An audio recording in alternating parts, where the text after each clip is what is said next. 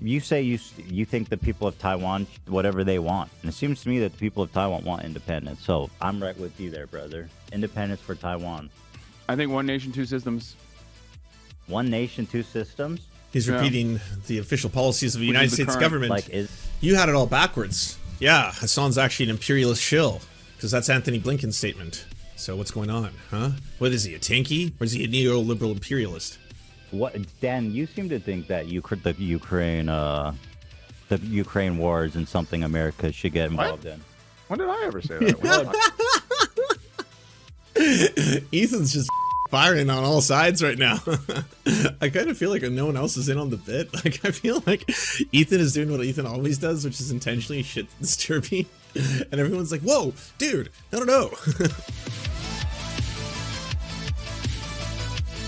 So here's the thing. A whole bunch of stuff happened, both to me just in general. And so I was aware that this big event had occurred on the internet, but I haven't watched it yet. I'm guessing all of you have. Don't give me the spoilers. But I did see some headlines, especially amongst the, some of the neoliberal channels, the liberal channels, Destiny. I saw there was like 3 videos about how Hasan and Ethan were fighting and how Ethan destroyed him. And he is now the debate lord of debate lords or something. And I haven't watched the video, so I'm actually just being very make-uppy in what I'm saying right now. And there's also Keffels put out a video. Hasan is a tankie scumbag or something like that. And other people were saying that Hasan has gone full tankie. I think I'm immune to a lot of this conversation. I'll tell you why.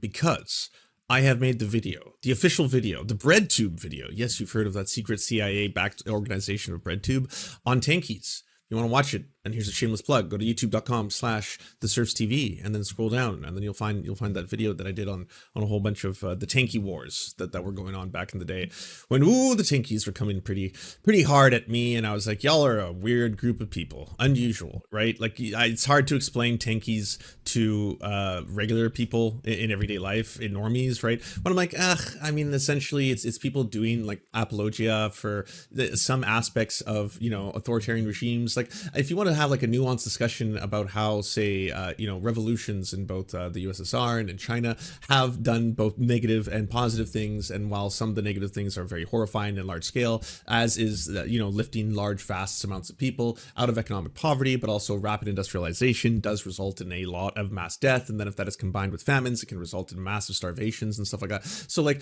that is the conversations I'd prefer to have. But if you're just like, Stalin did no wrong, Stalin did no wrong, and then you're like, okay, well, this is kind of like a crew of people on the internet that kind of, I feel like y'all want to be edgy, but y'all want to be edgy in a different way. Like, you're not necessarily a bunch of white people dropping N-words, but you are kind of doing your whole kind of like, you don't like the gays either. And you also think that like land back is some kind of weird corporate thing that's also really weird. And you all seem a little bit racist. The tankies do seem sometimes a little bit hardcore, but then they'll just randomly be like, unconditional support for like North Korea. And you just odd group of folk, the online tankies they are. But a lot of people also get falsely smeared as tankies all the time. If you have any kind of, sometimes Western centered opinion on something, if it's non-US imperial core opinion on something, sometimes people are just like, oh, well, you're a fucking tankie. Hey, he said a thing about China that wasn't negative. Tankie. It's like, well, you're not allowed to say anything about China at all, ever? You can't say a single positive thing that country has accomplished in any way, shape, or form, or you're a tankie. That seems silly. Now we're just kind of like losing all meaning from this word, right? I will say this too. This is going to be I think Canadian American thing.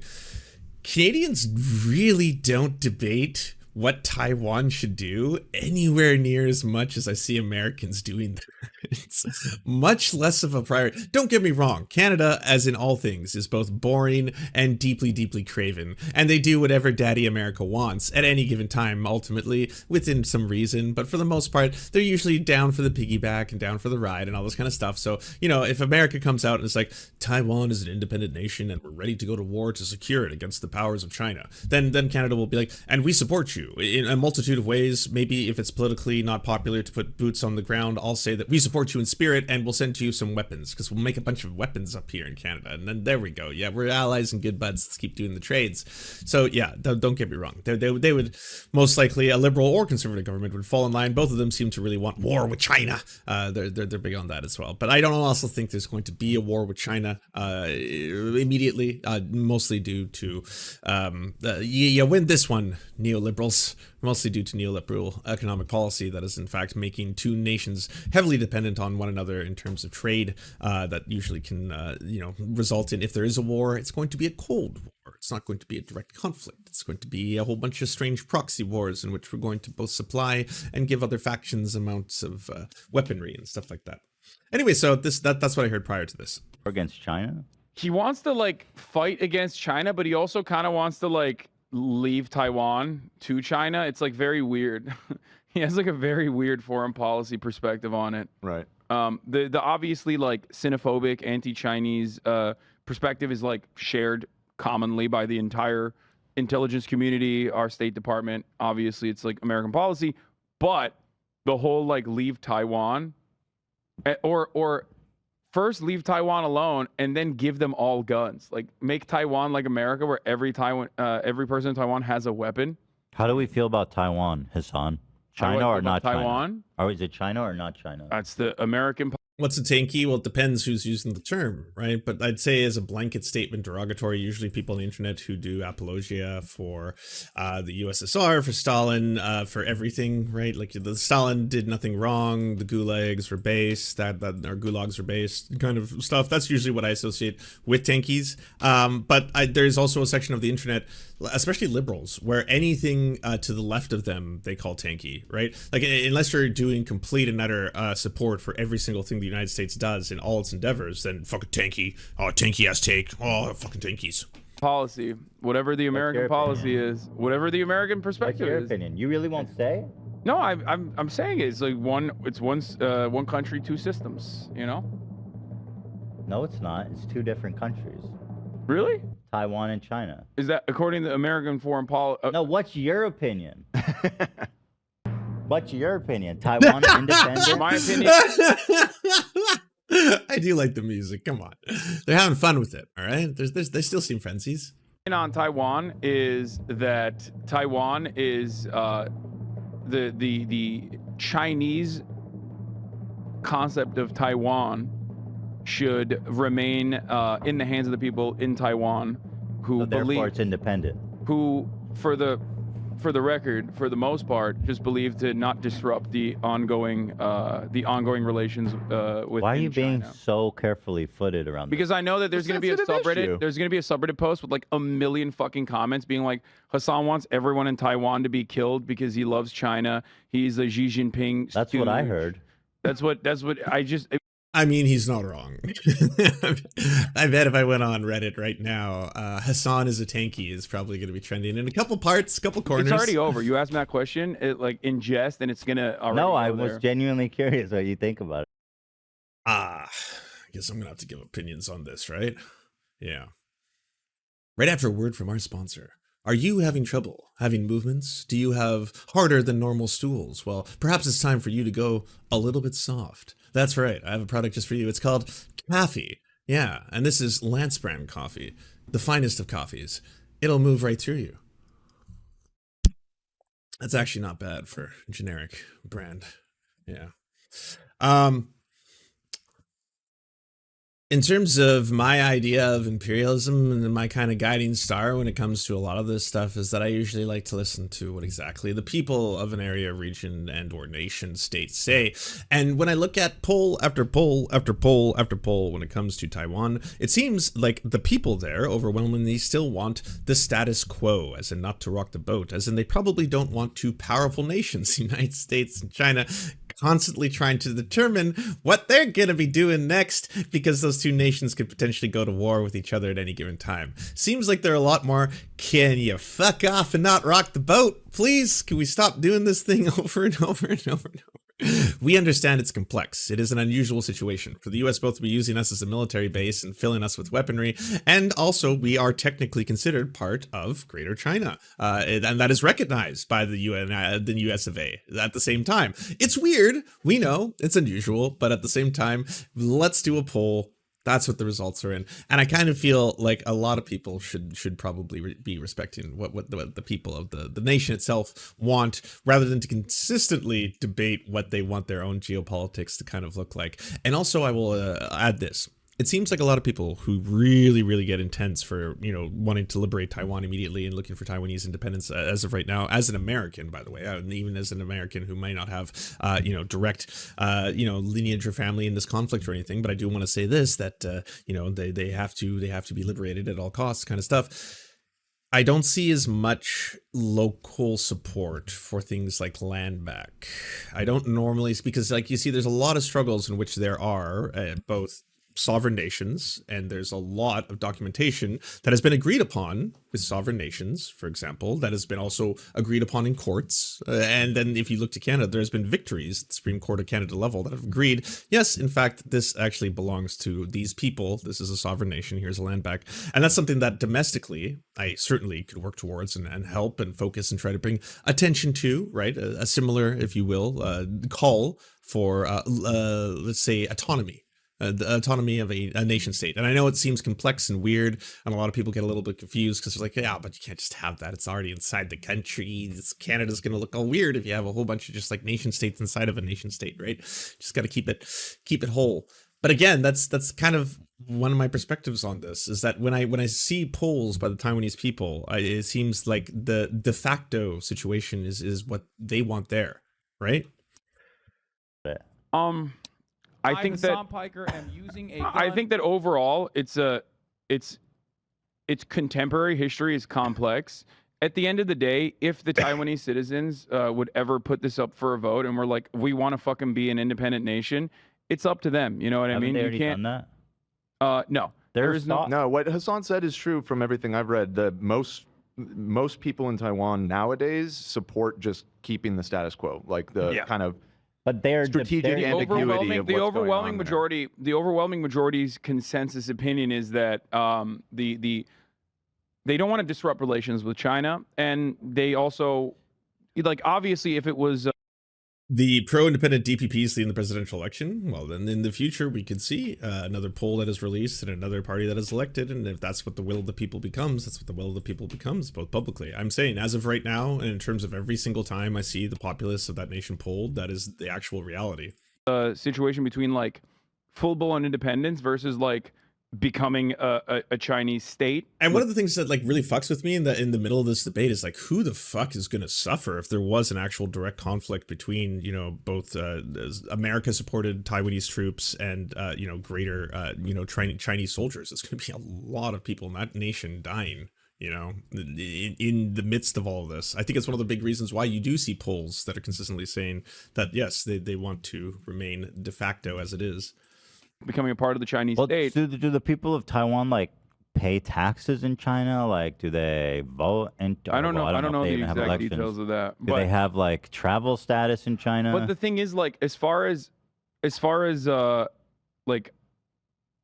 Taiwanese relations goes, like the original inception of the country is Taiwan is a fascist dictatorship that America recognized as the real China until Richard Nixon normalized relations with China, and that's where they implemented the they call it strategic ambiguity, which I call lying.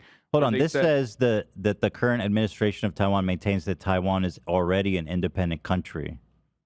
There's yes. This does not have to push for any sort of formal independence. There are well, that's because they don't want to do like a full blown Exactly. They don't want to disrupt the status quo. That's why they're saying that. Well, sure, they don't want to be autonomy. invaded by China. They want autonomy while simultaneously being under the Chinese banner, Seems according like to they want international. independence, but they just don't want to be like attacked by China militarily. Well, that's part of it for sure. So you understand how Taiwan was developed as Yes. a nation state, right? Like, so Mao purged and defeated the counter-revolutionary forces.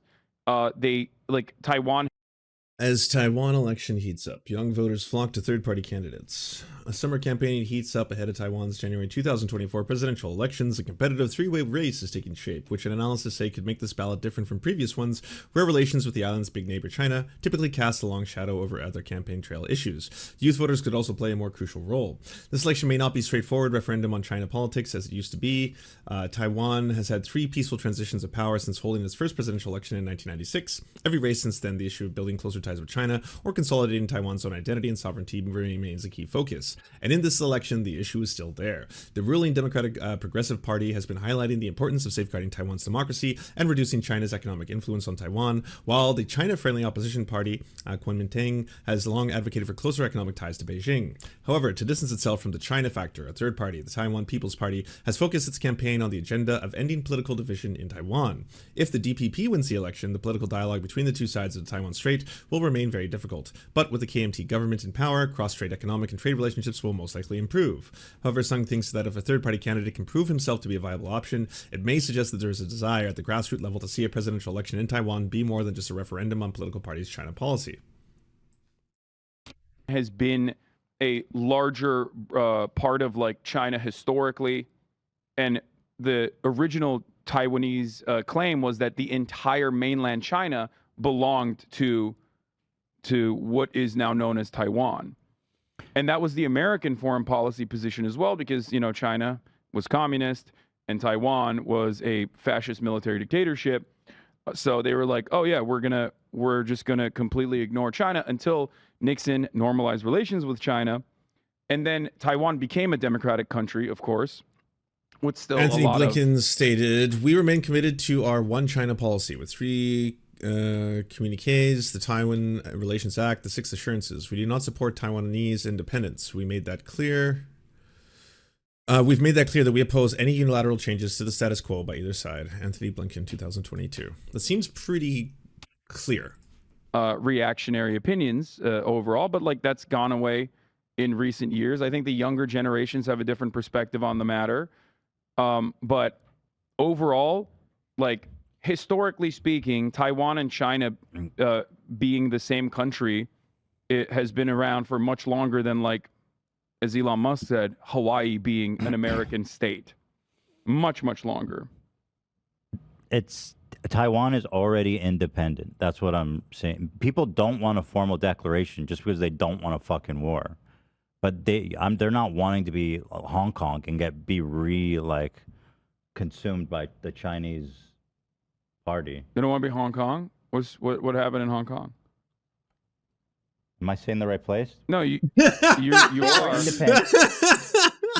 Yeah, and then they got fucking eaten. They were up. not independent. Oh, they were had some rights. They were less independent than Taiwan. Just a Then they got 13-12. eaten Thank up. you very much for the prime. I appreciate you. Are you saying the people of Hong Kong did not want to be? There were certainly people that did not want to be a part of China. Absolutely, that is 100% correct. Most of them. A lot of people there took a lot of pride in not being.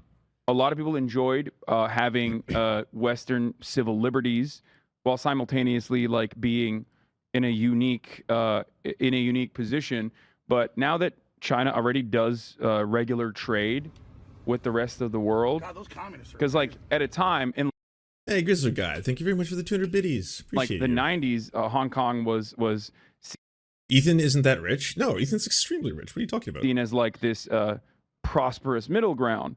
But since the 2000s, like because of an insane amount of development and insane trade relations with the rest of the planet, there are tier 1 cities that are even larger and He's Engels rich.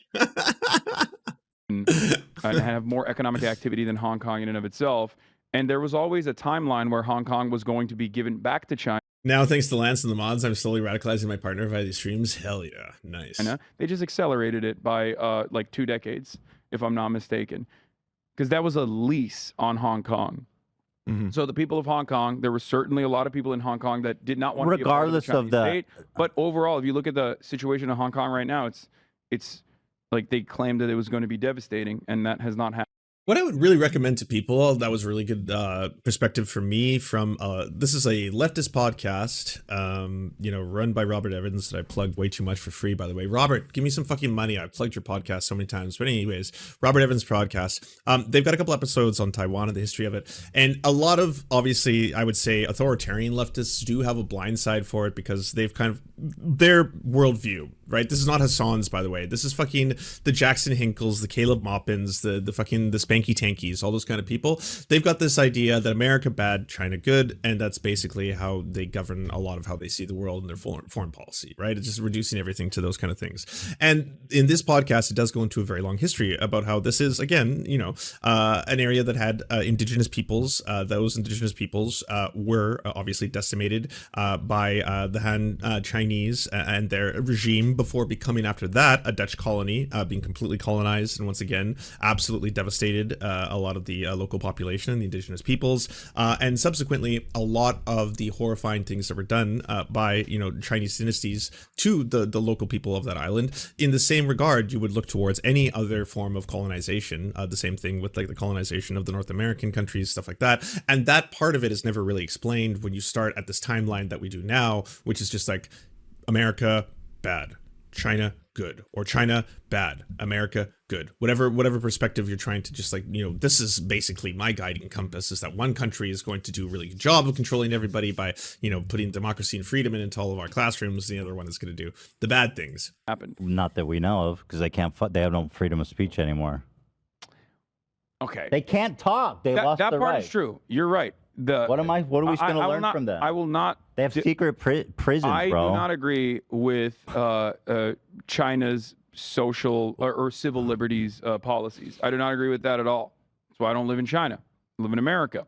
However, having said that, you can just Taiwan's indigenous people are only 2.4% of the population now. It seems to be a very consistent percentage everywhere. go to Hong Kong, and you can just go to every part of China pretty much and see for yourself.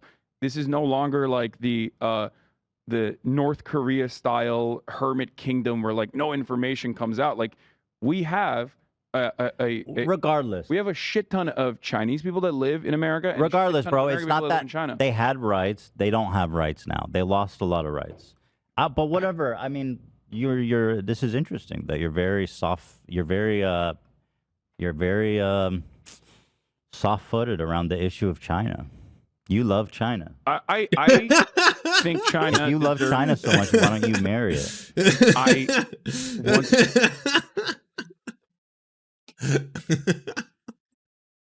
again, I don't live there. I choose to live here because of the issues that you. Interesting play. I didn't see the high school card getting dropped, but it still works. Still just effective today as it was in high school. You just brought up, which is civil liberties being taken away. No freedom of speech, walled garden internet. Like there are certainly parallels to the American state or the Western world that there are certainly comparisons. I'll tell you what I don't like. I don't like people who want you to fucking hate on the populace of countries basically simply because of bad things that their administrative governments can do. I despise that. And that applies, by the way, to America. Like when people are like fucking American and the imperial war machine of America is committing atrocities globally. I'm like, absolutely it is. And they're like, yeah, fuck Americans. I'm like, wait. Because, not all Americans agree with what the imperial war machine of their country is doing at any given time. And, I don't know if you've been there, but a lot of Americans are fucking lovely-ass people. And there's a lot of fucking based-ass Americans.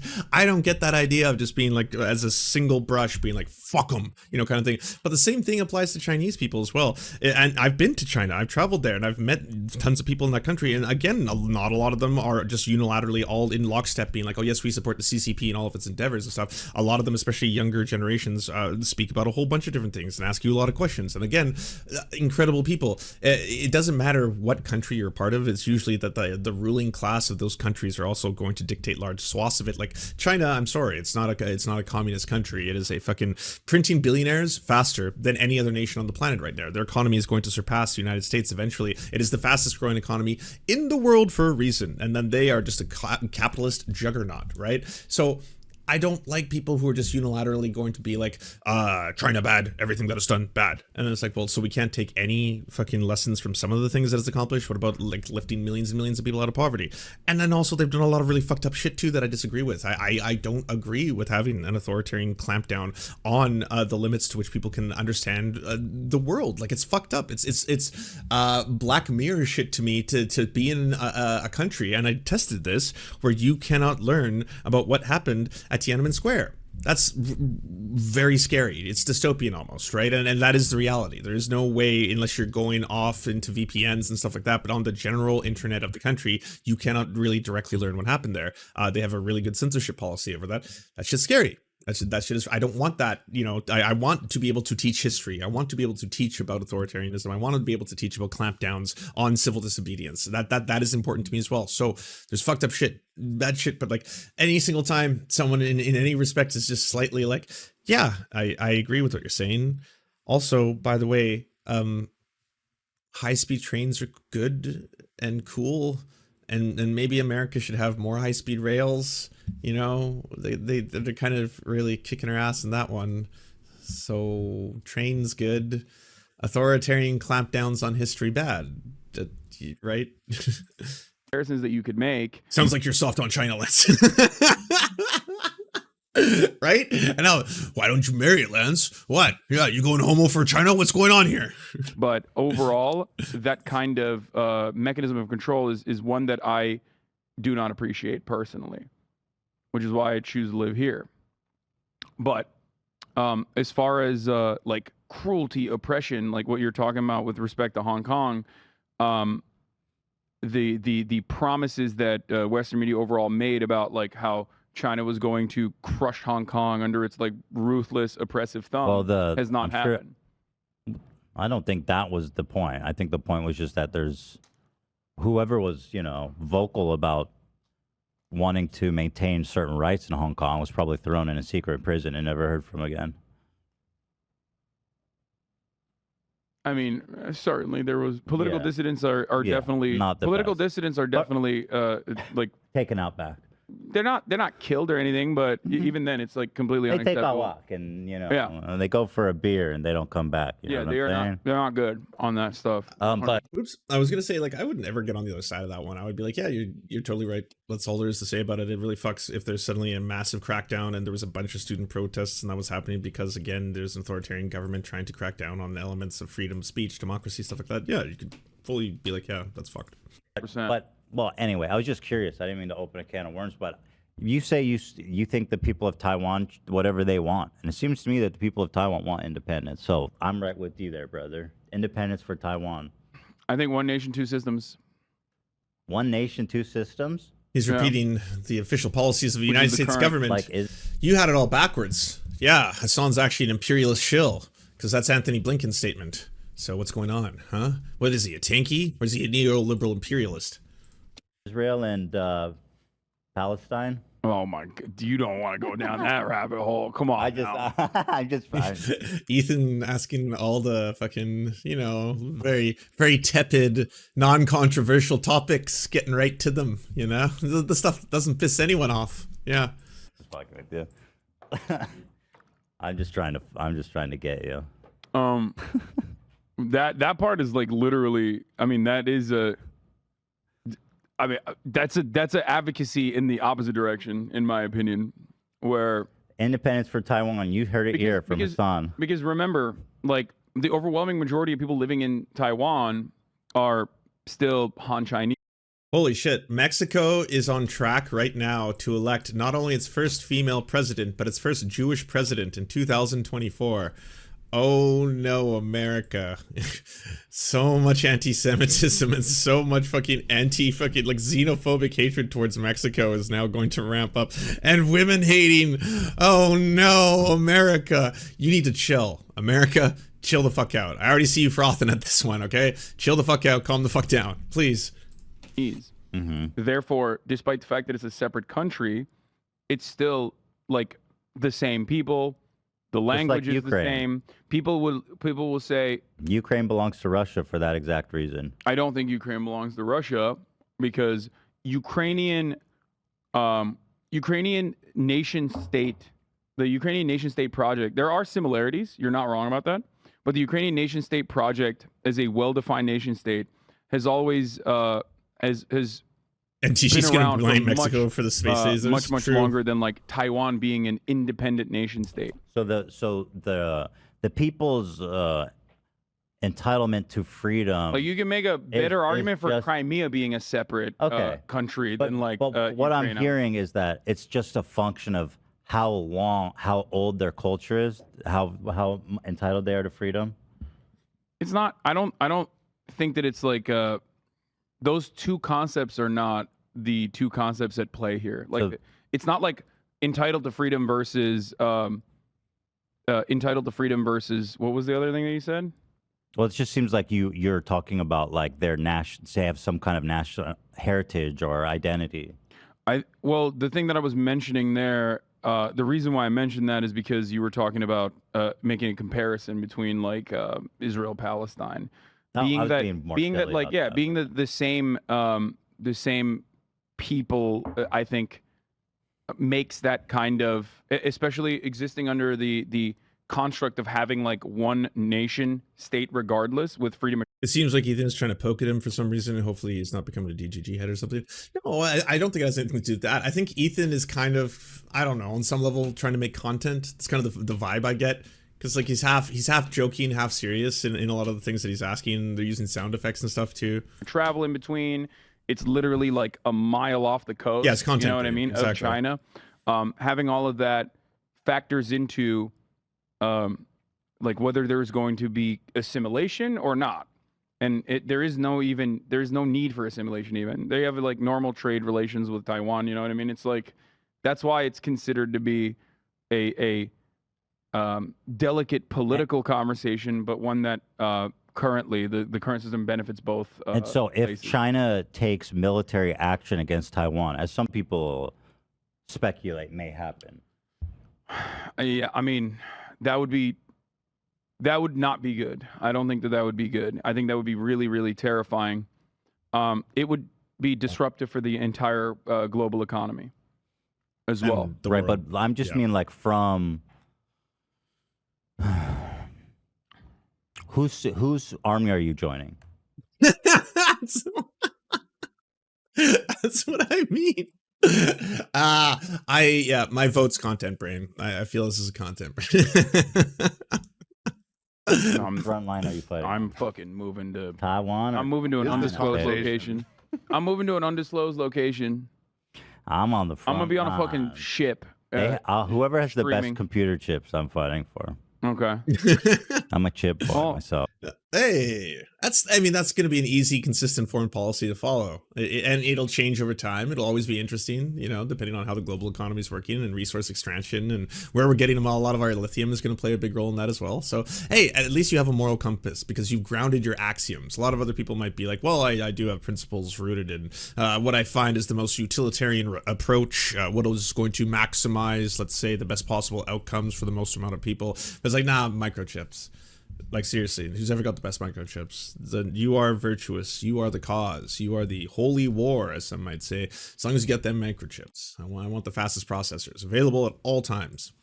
If it wasn't for America, China would have some pretty solid chip technology, but America's like regularly trying to stop that process. Like they went to the Netherlands to be like, you can't sell China your chip technology, which is fucking insane if you ask me. It's incredible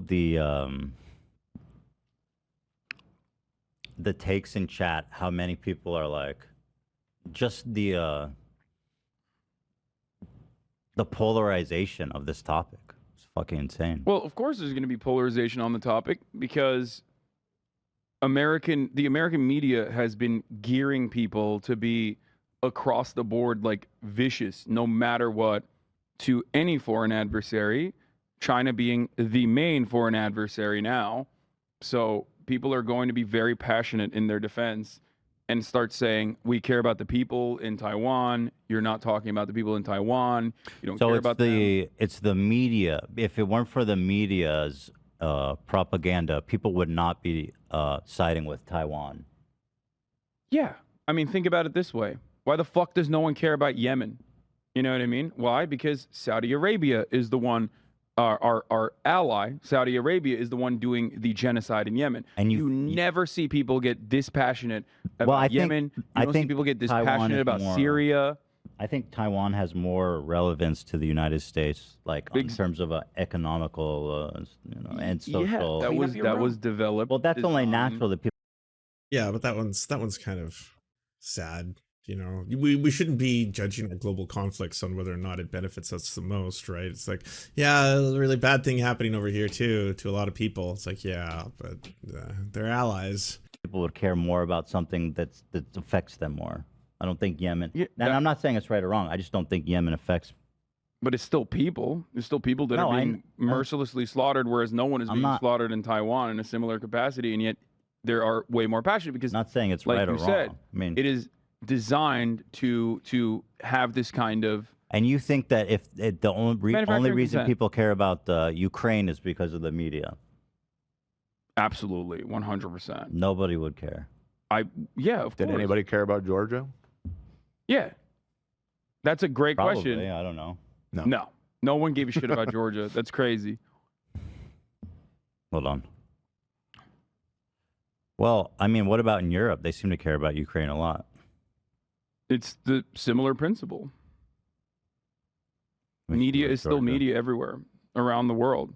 I mean, it plays a very significant role in people's lives. Hold on. Ukraine borders Europe, and I mean, I'm not saying it's right or wrong, but Georgia is not really in such a geographically, strategically important location as Ukraine.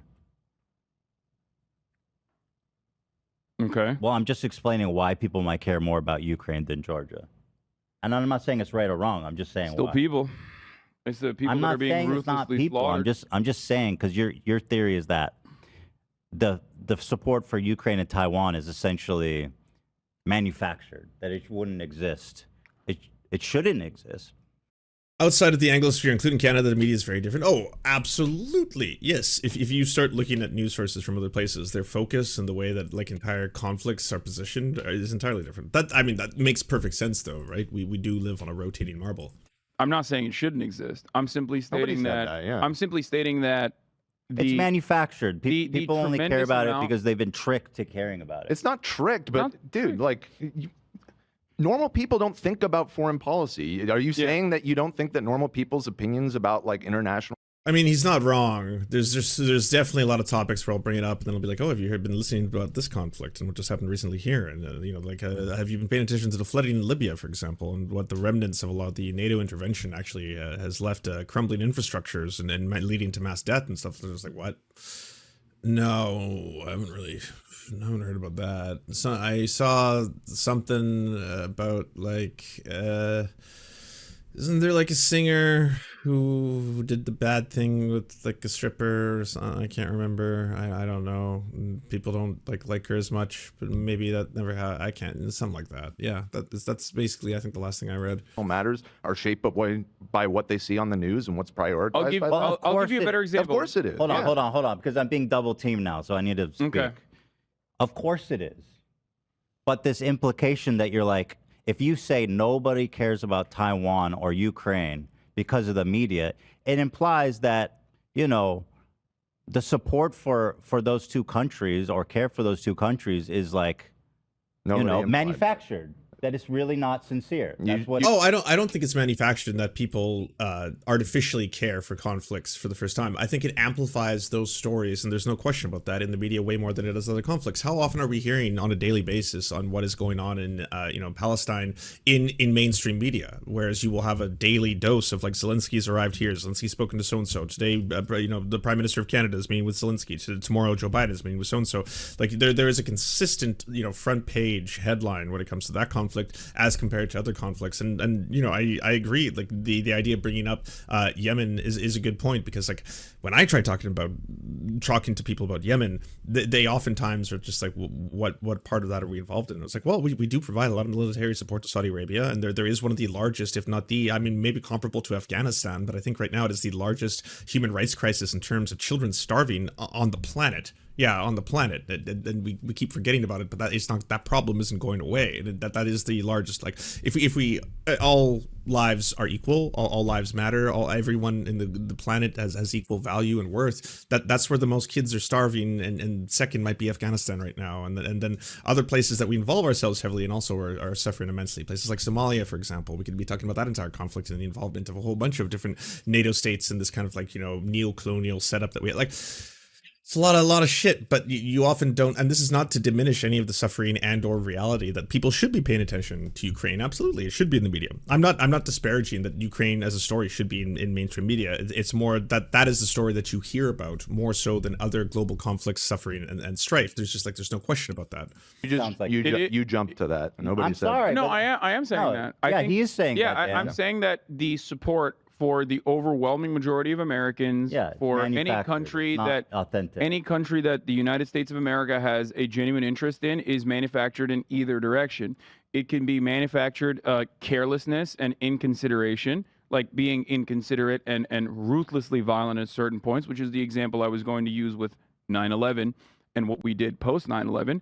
Or it could be manufactured in the other direction, where it's like, this is the just war. This is the just war that we have to fight, like we did in Vietnam originally, when there was need to generate popular support for whatever kind of action America consistently takes. Now, I'm not denying that propaganda exists. Yeah, but I am saying that, like, the comparison of Ukraine to Georgia is not apples to oranges. That's all I'm saying. It's not.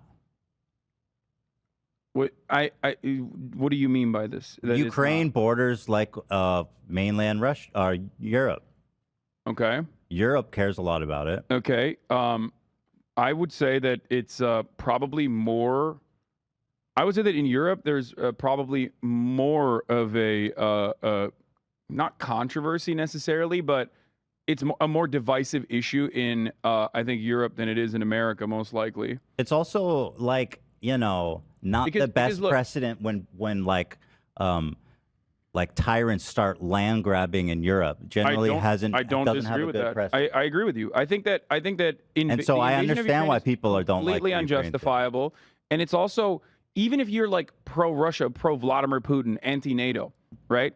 Even if you're all of those things, it is a laughably idiotic thing to do, because all you've done is now galvanize NATO support in Europe and justified it, because that was the entire reason for NATO's existence, is to stop the USSR, stop communism from thriving. And obviously, Russia is a very different country than the USSR was, and is no longer ideologically aligned with communism at all.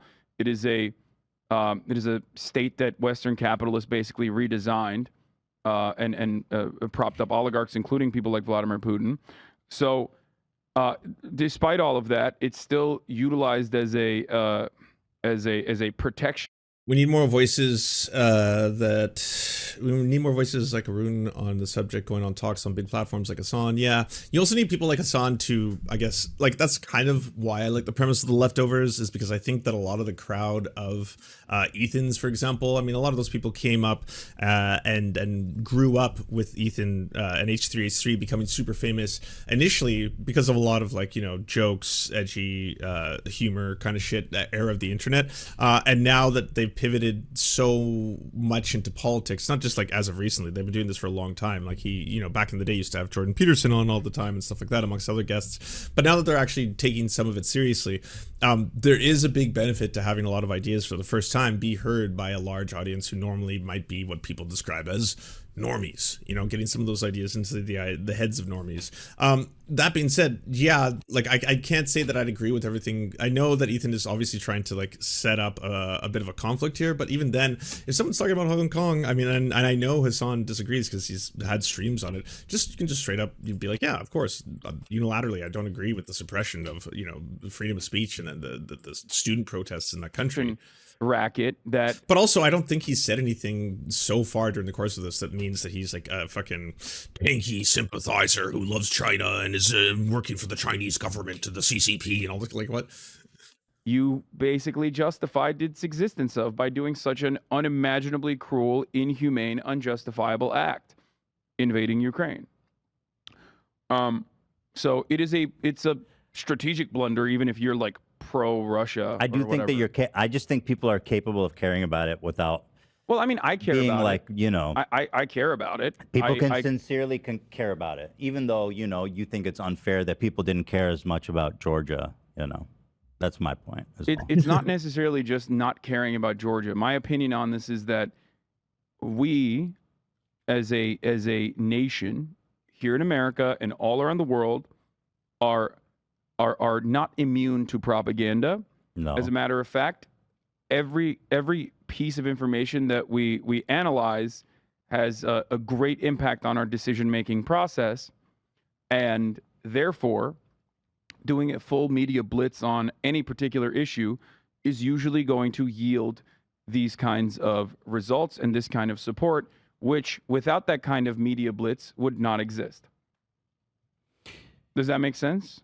Again, I'm not denying that propaganda exists and that we're all, you know, influenced. Lefty purity testing is ruining the lefty movement. Like, honestly, we should also keep in mind, by the way, this is all online. There's just a bunch of media personalities speaking online, having discussions about a bunch of topics. Obviously, this is a topic that is going to be discussed in the world of leftism, right? Like I said, I think a lot of the, what looks like circular firing squads, say on Twitter on any given day, when it comes to the left, that's not what's happening on the ground right now. You're seeing an unbelievable groundswell right now of fucking not only worker solidarity, but people endorsing and agreeing with the fact that unionization efforts should continue to strike and like fucking get better terms and better employment from their fucking owning class. Those are massive victories for the left, huge ones. If a whole bunch of leftists are online, you know, sparring over random, you know, sometimes culture war shit, that doesn't mean as a whole, like, you know, the leftist movement is suddenly falling apart. I think like a lot of people on the right sometimes like to frame it that way. They like to characterize it as that, like, oh man, have you seen what's going on with the left right now? They're all just like blah blah blah. It's like, well, same thing with all of you right-wing personalities. Y'all are fighting each other every other day, right? Fucking Steven Crowder taking shots at fucking, you know, so-and-so being backed up by the quartering, going after Tim Pool, who's then fucking going after Michael Knowles, who's going after, like, all of them are always like fucking, yeah, it's a whole bunch of media personalities fucking slinging rather than uniting. When it comes down to brass tacks, outside of like some pretty hardcore, random gray zone, Caleb Maupin tier factions, you're probably going to see a lot of people eventually be like, hey, by the way, probably a good thing if you support unions, probably a good thing if you support strike action, probably a good thing if you want to build up worker power, probably a good thing if you want to help out in local elections, probably a good thing if I want to donate some time, money, or effort to help these local elections and, you know, get some victories, shit like that. And the example I was going to use was our justification for the invasion of Afghanistan and the invasion of Iraq. These were both unjustifiable wars, in my opinion. The war on terror was across the board, wholesale, ruthless, cruel, led to millions of people dying, led to tens of millions of people being destabilized, and we're still living in the rubble of that kind of cruel and unusual action. And it was championed by a majority of the American population, and until like the past like couple of years, where what does that have to do with Ukraine being invaded by Russia? Where do you think that kind of attitude came from?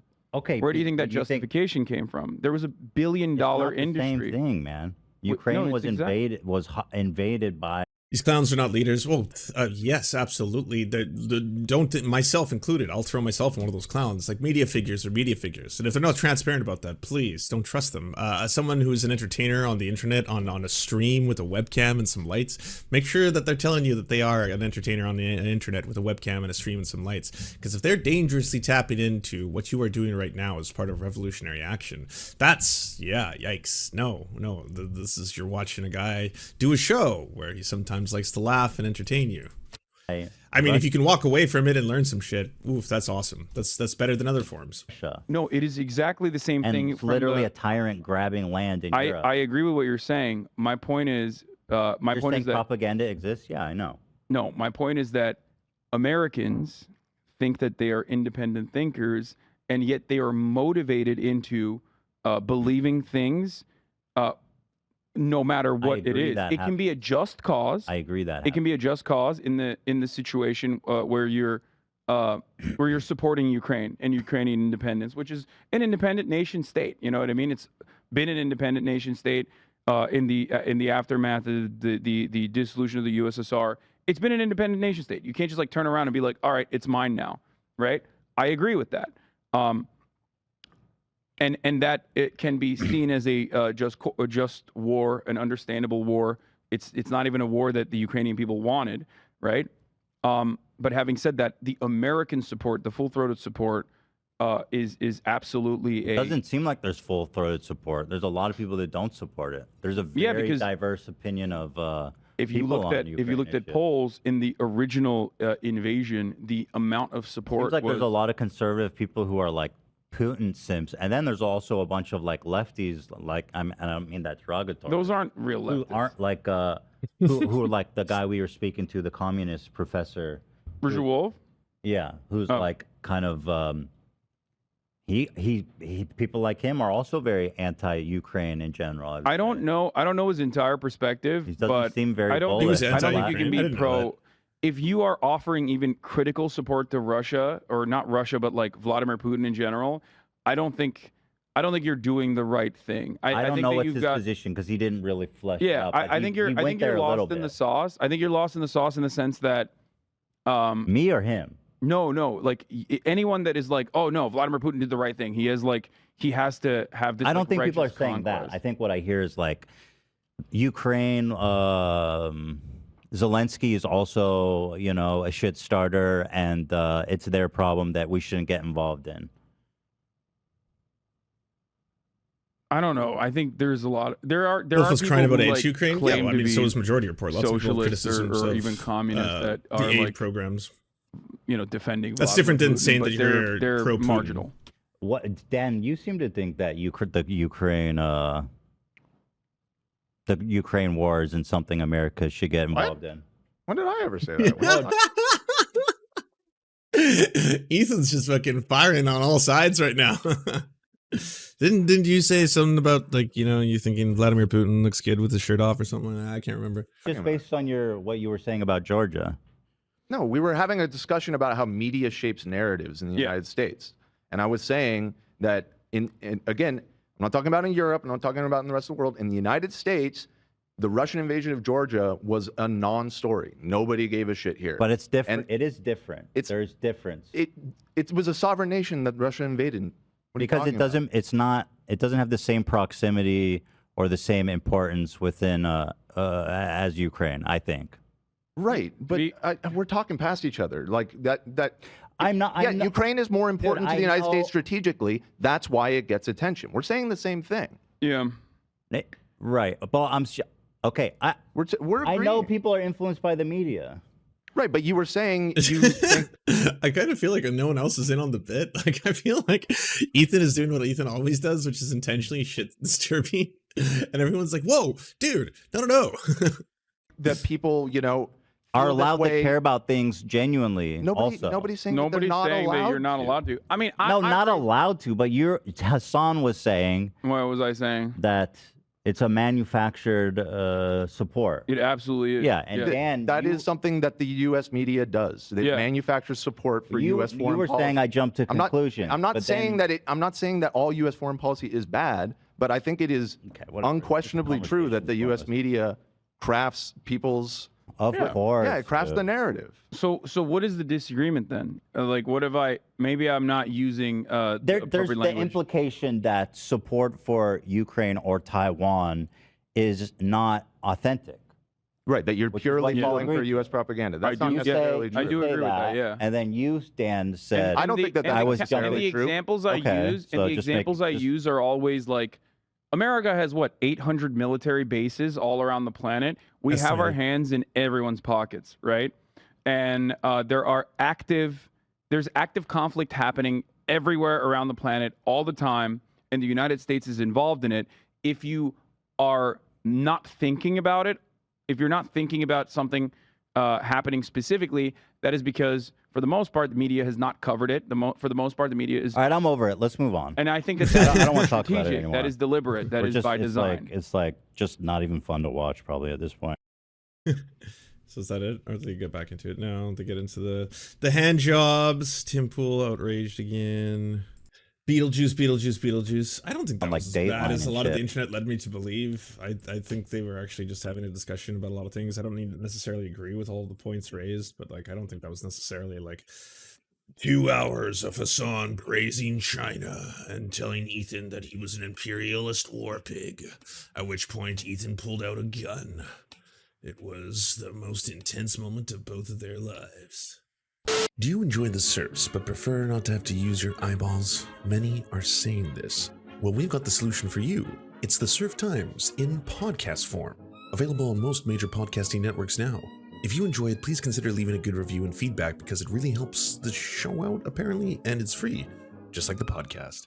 Thank you so much for watching, everybody. This show is produced by amazing people like you, and if you want to help us out, please consider donating over at patreon.com/theserfs.